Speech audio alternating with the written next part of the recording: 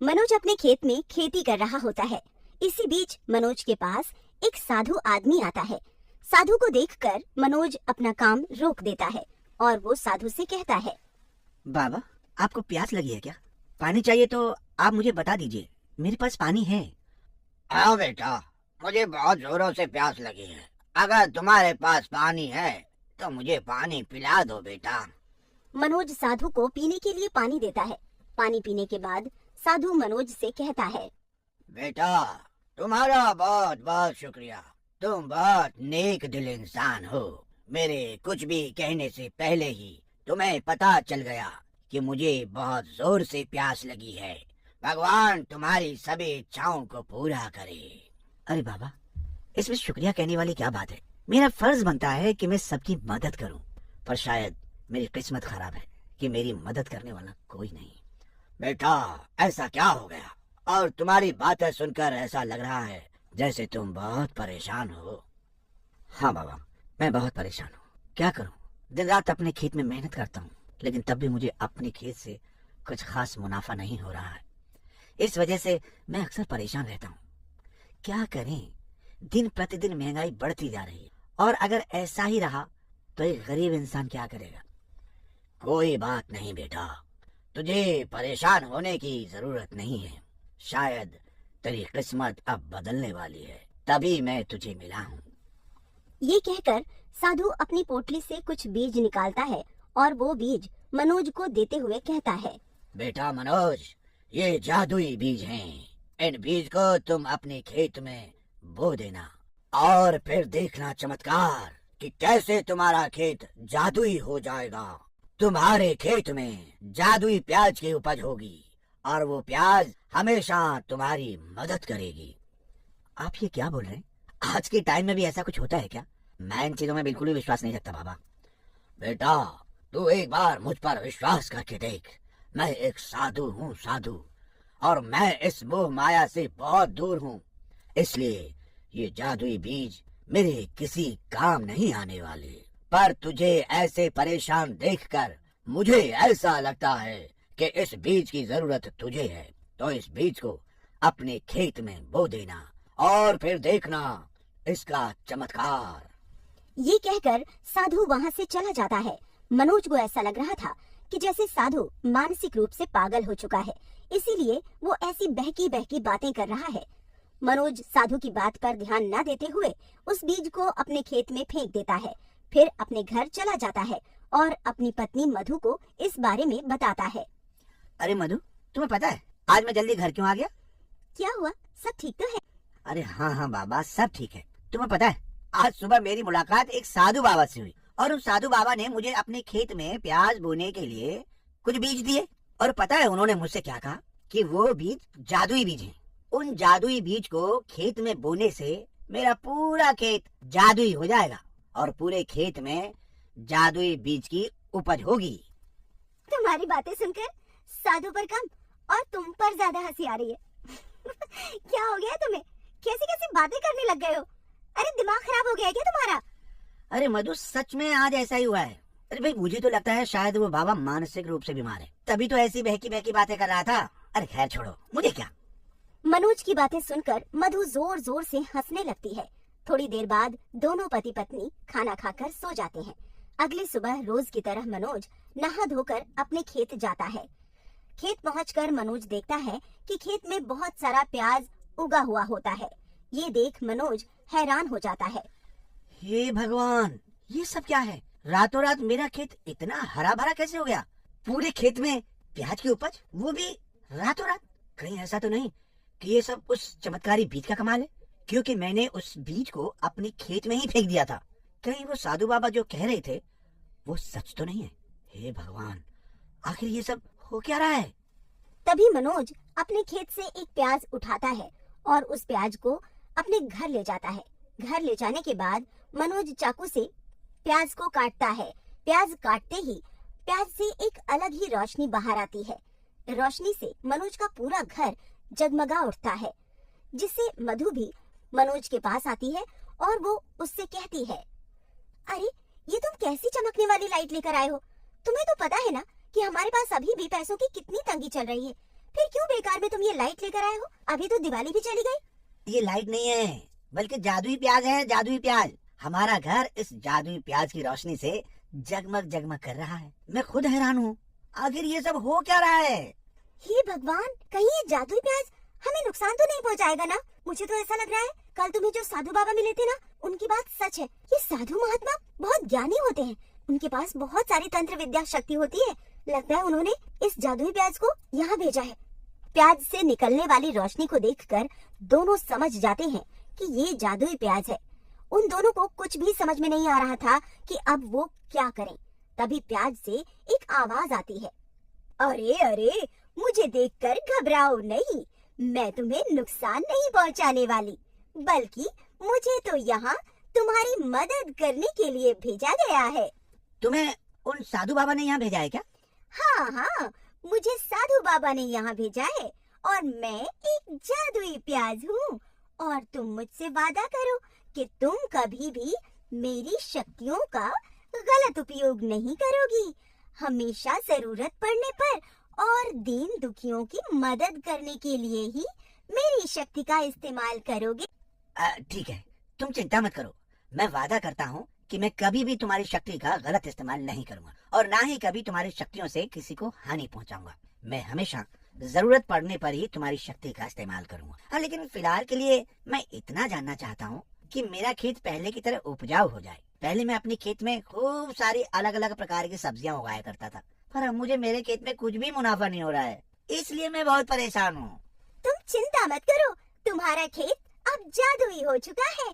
तुम अपने खेत में अलग अलग तरह की सब्जियां उगा सकते हो। जादुई प्याज की बात सुनकर मनोज बहुत खुश होता है और अब मनोज अपने खेत पर अपनी मेहनत से अलग अलग प्रकार की सब्जियां उगाया करता था। धीरे धीरे मनोज मेहनत करके अपने लिए एक और नया खेत खरीदता है। देखते ही देखते मनोज की किस्मत पूरी तरह बदल जाती है। अब उसके पास रहने के लिए अच्छा घर और खाने के लिए बढ़िया खाना सब कुछ था। एक दिन मनोज के पास एक गरीब भिखारी आता है और वो मनोज से कहता है, अरे भगवान के नाम पर मुझे कुछ खाने को दे दो।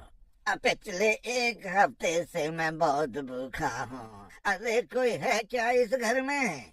भिखारी की आवाज सुनकर मनोज और मधु दोनों अपने घर से बाहर आते हैं। भिखारी की हालत देखकर मनोज और मधु को भिखारी पर तरस आ जाता है, क्योंकि भिखारी के शरीर पर बहुत सारे फोड़े फुंसी थे और उसके शरीर से बहुत गंदी बदबू आ रही थी। ये देखकर दोनों बहुत परेशान हो जाते हैं। मधु, मुझे ऐसा लगता है कि हमें जादुई प्याज की मदद से इस भिखारी की मदद करनी चाहिए। देखो ना, बेचारा दर्द में कितना तड़प रहा है, ऊपर से इसे भूख लग रही है। अपना पेट भरने के लिए इसे यहाँ वहाँ दर दर की ठोकरें खानी पड़ रही हैं। आप बिल्कुल ठीक कह रहे हैं। वैसे भी जादुई प्याज हमें लोगों की मदद करने के लिए ही मिला है। वो दोनों तुरंत अपने घर के अंदर जाते हैं और जादुई प्याज को लेकर बाहर आते हैं। जादुई प्याज अपनी शक्तियों से भिखारी को ठीक कर देती है। भिखारी अब पूरी तरह से स्वस्थ हो चुका था। मनोज और मधु दोनों भिखारी को खाने के लिए खाना देते हैं। खाना खाकर भिखारी मनोज और मधु का शुक्रिया अदा करता है। आपका बहुत बहुत शुक्रिया, आज आपने मेरी बहुत मदद की है। आपका ये एहसान मैं जिंदगी भर नहीं भूलूंगा। आप बहुत नेक दिन इंसान हैं, तभी आपके पास ये जादुई प्याज है। वरना अगर ये जादुई प्याज किसी लालची और स्वार्थी इंसान के पास होती तो वो कब का अपने स्वार्थ के लिए किसी को भी नुकसान पहुंचा चुका होता। कोई बात नहीं, तुम ठीक हो, हमारे लिए यही बहुत है। अब तुम पूरी तरह से स्वस्थ हो चुके हो, इसीलिए तुम्हें किसी के आगे अब हाथ फैलाने की जरूरत नहीं है। एक स्वस्थ इंसान अपने लिए 2 वक्त की रोटी कमा कर खा सकता है। तुम्हें अब भीख मांगने की जगह मेहनत करके रोटी खानी है। आप बिल्कुल ठीक कह रहे हैं। अब मैं पूरी तरह से स्वस्थ हो चुका हूँ, इसलिए अब मैं मेहनत मजदूरी करके अपने लिए रोटी कमाऊंगा। भिखारी खुशी खुशी वहाँ से चला जाता है और धीरे धीरे जादुई प्याज की बात पूरे गांव में फैल जाती है। इसीलिए मनोज गांव के सभी लोगों को अपने घर के सामने इकट्ठा करता है और उनसे कहता है, भाई देखिए गाँव वालों, अगर आपको जादुई प्याज के बारे में पता चल ही गया है तो मैं आप सभी से एक बात कहना चाहता हूँ। देखिए, जादुई प्याज हमेशा जरूरत पड़ने पर और गरीबी के दिन दूसरों की मदद करने के लिए ही बना है, इसलिए हमें कभी भी इसका गलत इस्तेमाल नहीं करना है।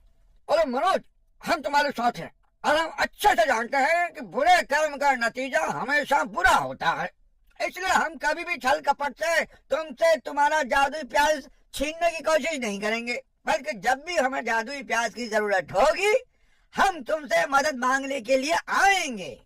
बस मुझे आप लोगों से यही सुनना था, क्योंकि जादुई शक्ति सही तरीके से इस्तेमाल करने के लिए ही बनी है। गलत तरीके से इस्तेमाल करने पर इसका गलत असर भी आप लोगों को देखने को मिल सकता है। अरे मनोज भैया, वो सब तो ठीक है, पर हम चाहते हैं कि तुम जादुई प्याज की मदद से गांव-गांव की तरक्की के बारे में भी सोचो। और जैसे कहीं कहीं पर पीने का पानी नहीं है और कहीं पर ऐसे बूढ़े गरीब लोग हैं भाई जिनके पास सर छुपाने के लिए छत भी नहीं है। देखिए आप लोग चिंता मत कीजिए, अब मैं जादुई प्याज की मदद से गांव की तरक्की के बारे में सोचूंगा, क्योंकि अपने गांव की खुशी ही हमारी असली खुशी है। और इस तरह से मनोज जादुई प्याज की मदद से गांव वालों की तरक्की के बारे में सोचता है और इसमें गांव वाले भी मनोज का पूरा साथ देते हैं। हीरापुर नाम के एक गांव में राजू नाम का एक आदमी अपनी पत्नी सीमा और 5 साल की बेटी रिंकी के साथ रहता था। राजू एक बहुत ही गरीब आदमी था। वो गांव के जमींदार के खेत में खेती का काम किया करता था। वहाँ पर काम करके उसे जो थोड़े बहुत पैसे मिलते थे, उन पैसों से ही वो अपने घर का खर्चा चलाया करता था। सुनिए जी, मुझे कुछ पैसे दे दीजिए, मुझे घर का राशन लेकर आना है। घर पर थोड़े से चावलों के अलावा और कुछ भी नहीं है। ये लो सुनीता, अभी तो मेरे पास सिर्फ ये 100 रुपए ही हैं। तुम इन पैसों से ही राशन लेकर आ जाओ। क्या? इतने से पैसों में भला क्या राशन आएगा? आटे दाल का भाव भी इतना ज्यादा बढ़ता ही जा रहा है। इतने में तो मैं महीने भर का छोड़ो, हफ्ते भर का भी आटा नहीं ला पाऊंगी। मैं जानता हूँ सीमा, लेकिन मैं क्या करूँ। कुछ दिनों से जमींदार साहब भी मुझे ठीक से पैसे नहीं दे रहे। कह रहे हैं कि बाजार में सब्जियां अच्छे दामों पर नहीं बिक रही हैं, तो अभी उनके पास मंदी चल रही है। पता नहीं इन अमीर लोगों को हम जैसे गरीब लोगों को परेशान करने में क्या मजा आता है। जमींदार जी इतने अमीर हैं, फिर भी उन्हें मुझे थोड़े से पैसे देने में भी आफत आ जाती है। मैं तो कहती हूँ इस बार जमींदार जी से अपने पैसे लेकर आगे उनका काम ही मत करना। वो हर बार ऐसे ही करते हैं। काम तो आपसे दुनिया भर का करवा लेते हैं, लेकिन पैसे देने के वक्त पर कहते हैं कि मंदी चल रही है। खुद तो अपनी थाली में 56 भोग रख कर खाते हैं, लेकिन अपने पास काम करने वालों के यहाँ 2 वक्त की रोटी भी चैन से नहीं बनने देते। पता नहीं भगवान भी ऐसे लोगों को ही क्यों अमीर बना देता है। अब भगवान की माया तो भगवान ही जाने। मैं थोड़ी देर आराम कर लेता हूँ, तब तक तुम जाकर राशन ले आओ। मुझे बहुत जोर से भूख लगी है। ठीक है, आप थोड़ी देर रुकिए, मैं अभी जाकर राशन लेकर आती हूँ। तब तक आप रिंकी का ध्यान रखना। सीमा राशन लेने के लिए बाजार में चली जाती है, लेकिन उसके पास जितने पैसे थे उतने पैसों में वो 1 किलो आटा, आधा किलो दाल और कुछ सब्जियां ही खरीद सकती थी। आटा दाल तो मैंने खरीद लिया, लेकिन अब सब्जी कौन सी खरीदूं समझ ही नहीं आ रहा। बाजार में तो सारी सब्जियां इतनी महंगी है, ऊपर से मेरे पास सिर्फ 30 ही रुपए बचे हैं। समझ नहीं आ रहा इतने पैसों में मैं प्याज खरीदूं, टमाटर खरीदूं या कोई और सब्जी खरीदूं। पहले जाकर सब्जी का भाव पूछ लेती हूँ, उसके बाद ही पता चलेगा कि इनमें से कौन सी सब्जी खरीद पाऊंगी। सीमा सब्जी वाले के पास सब्जी का भाव पूछने जाती है। भैया जरा ये प्याज, टमाटर और आलू का भाव तो बताना। अरे सब्जियों का भाव एक ही है, कोई भी सब्जी ले लो, 40 रुपए की ही मिलेगी। हे भगवान, कोई एक आधी सब्जी महंगी करते तो समझ भी आता है, लेकिन आपने तो सारी की सारी सब्जियां ही महंगी कर दी। तुम सब्जी वालों की वजह से ही लोग ठीक से खाना नहीं खा पाते। किसानों से तो तुम इतने कम दाम में सब्जियां खरीदते हो और यहाँ बाजार में आकर सब्जियों को इतने महंगे दाम पर बेचते हो। अरे बहन जी, ऐसा नहीं है। किसानों से तो ठेकेदार सब्जियां खरीदते हैं, जिसके बाद सब्जी मंडी में आती है, फिर मंडी से जाकर हम सब्जियां खरीदते हैं। हमें तो खुद आजकल सब्जियां इतनी महंगी मिल रही हैं, जिस वजह से हमें इन्हें महंगे दामों पर बेचना पड़ रहा है। अगर हम इन्हें महंगे दामों पर नहीं बेचेंगे तो हमारा नुकसान हो जाएगा। तुम्हारे नुकसान का तो पता नहीं भैया, लेकिन मेरे पास तो इतने पैसे भी नहीं है कि मैं सारी सब्जियों को आधा आधा किलो खरीद लूं। मेरे पास तो सिर्फ 30 रुपए है। इतने पैसों में ये तीनों सब्जियां जितनी जितनी आ जाए उतनी ही दे दो। कम से कम इसमें 2-2 बार की सब्जी तो बना ही लूंगी। सब्जी वाला 30 रुपए के हिसाब से सीमा को आलू, प्याज और टमाटर तौल कर दे देता है। सीमा सब्जियां लेकर वहाँ से जा ही रही होती है कि तभी वहाँ पर एक छोटा बच्चा आता है। आंटी, आंटी, मुझे बहुत जोर से भूख लगी है। क्या मैं इस सब्जी से एक टमाटर खा सकता हूँ? इस थैली में तो सिर्फ 4 छोटे छोटे टमाटर ही है, लेकिन कोई बात नहीं बेटा, तुम्हें भूख लगी है तो तुम टमाटर खा लो। सीमा उस थैले में से एक टमाटर निकालकर उसे दे देती है। पलक झपकते ही वो बच्चा टमाटर को खा लेता है। वो सीमा से एक और टमाटर मांगता है तो सीमा उसे भूखा देखकर उसे एक और टमाटर दे देती है। ऐसे करते करते वो बच्चा चारों के चारों टमाटर खा जाता है। बेटा, मुझे लगता है कि तुम्हें बहुत जोर की भूख लगी है। तुम्हारे माता पिता कहाँ पर है? क्या तुम्हारी माँ की तबीयत खराब है इसलिए उन्होंने खाना नहीं बनाया? नहीं आंटी, मेरे माता पिता नहीं है। मैं तो अनाथ हूँ। कभी कोई काम करके थोड़ा बहुत पैसा कमा लेता हूँ तो खाना खा लेता हूँ, लेकिन आज मुझे कोई काम नहीं मिला, इसीलिए मेरे पास खाना खाने के पैसे नहीं है। उस बच्चे की बात सुनकर सीमा की आंखों में आंसू आ जाते हैं। वो बड़े ही प्यार से उस बच्चे से कहती है, बेटा, अभी तुम्हारी उम्र बहुत छोटी है। तुम्हारी ये उम्र काम करने की नहीं बल्कि पढ़ाई लिखाई करने की है। देखो, अगर तुम चाहो तो मेरे साथ मेरे घर चल सकते हो। वहाँ पर मैं तुम्हें खाना बनाकर खिला दूंगी। तुम चाहो तो वहाँ पर रह भी सकते हो। मेरी बेटी भी बिल्कुल तुम्हारी ही उम्र की है। तुम्हें देखकर मुझे मेरी बेटी की ही याद आ गई। तुम मेरे साथ मेरे घर चलो। आज से मैं तुम्हें रिंकू कहकर बुलाऊंगी। सीमा रिंकू को अपने साथ अपने घर ले आती है। वो घर आकर अपने पति को सारी बात बताती है तो उसका पति भी रिंकू को बड़े ही प्यार से अपनाता है। सुनिए जी, जब तक मैं सब्जी काट रही हूँ तब तक आप मुझे आटा छान कर दे दीजिए। सब्जी ज्यादा तो नहीं है, इतनी ही है। हम चारों अभी आराम से खा लेंगे। रिंकू बेटा, जरा वहाँ से मुझे सब्जी का थैला तो पकड़ाना। रिंकू सीमा को सब्जियों का थैला पकड़ाता है। सीमा जैसे ही थैला खोल कर देखती है तो उसके अंदर से सब्जियां निकलने लगती है। तो सबसे पहले उसके अंदर से एक फूलगोभी निकलती है। अरे, इस थैले के अंदर ये फूलगोभी कहाँ से आ गई? मैंने तो फूलगोभी खरीदी भी नहीं। लगता है सब्जी वाले भैया ने गलती से मेरे थैले में ये फूलगोभी डाल दी। कोई बात नहीं, जब अगली बार उनके पास सब्जी लेने जाऊंगी तो उन्हें इस फूलगोभी के पैसे दे दूंगी। अभी मैं सबके लिए आलू के साथ थोड़ी सी गोभी डालकर आलू गोभी की सब्जी बना लेती हूँ। आलू गोभी की सब्जी के साथ अगर सब्जी में थोड़ी सी मटर भी होती तो कितना मजा आता, है ना? मुझे तो आलू गोभी की सब्जी बहुत ज्यादा पसंद है। आलू गोभी मटर की सब्जी तो मुझे भी बहुत अच्छी लगती है, लेकिन मटर के दाम इतने महंगे हैं कि हम चाहकर भी मटर नहीं खरीद सकते। मटर के दाम पूछो तो आसमान छूने को होते हैं। इतना कहकर सीमा जैसे ही दोबारा से थैली के अंदर आलू निकालने के लिए हाथ डालती है तो थैली के अंदर से बहुत सारे मटर निकलते हैं। अरे, अब ये मटर थैली के अंदर कहाँ से आ गए? मुझे अच्छी तरह याद है, जब मैं सब्जी खरीदने गई थी तो ना तो इस थैले में गोभी थी और ना ही मटर था। अचानक इस थैले के अंदर ये दोनों सब्जियां कहाँ से आ गई? ये तो मैं भी नहीं जानता कि ऐसा कैसे हो गया।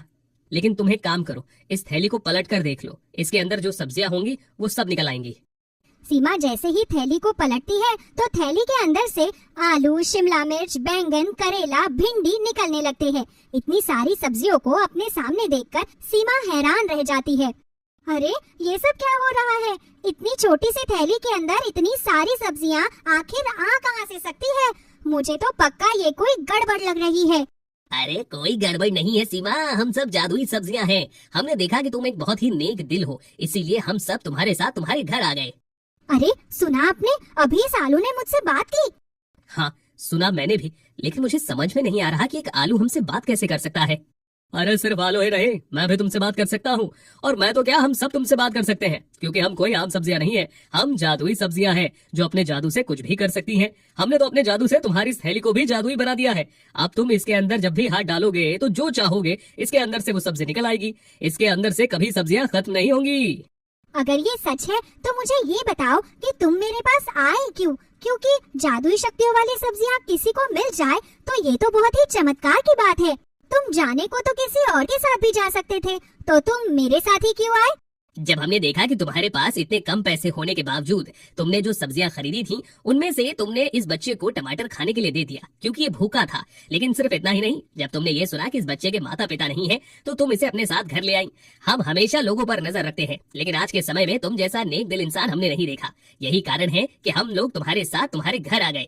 हमने तुम्हारी नेक दिली तो देख ली, लेकिन अब हम तुम्हारे लिए कुछ भी करना चाहते हैं। हम अपने जादू से कुछ भी कर सकते हैं, इसलिए बताओ कि तुम्हें क्या चाहिए। हम अपने जादू से तुम्हें वो सब कुछ देंगे।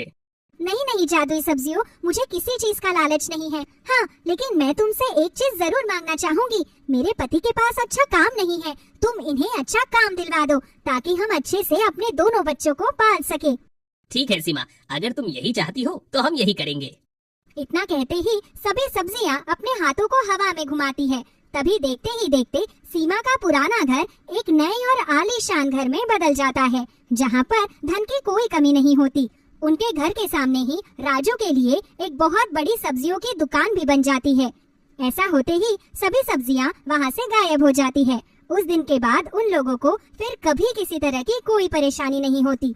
वो गांव के सबसे अमीर व्यक्ति बन जाते हैं। इसके बाद वो अपने आसपास के सभी गरीब बच्चों को मुफ्त शिक्षा देने के लिए एक मुफ्त स्कूल और गरीब लोगों के इलाज के लिए एक मुफ्त अस्पताल भी खोलते हैं, जिस वजह से उन्हें अपने जीवन में बहुत लोगों की दुआएं भी मिलती है। अब वो अपने परिवार के साथ खुशी खुशी अपना जीवन बिताते हैं।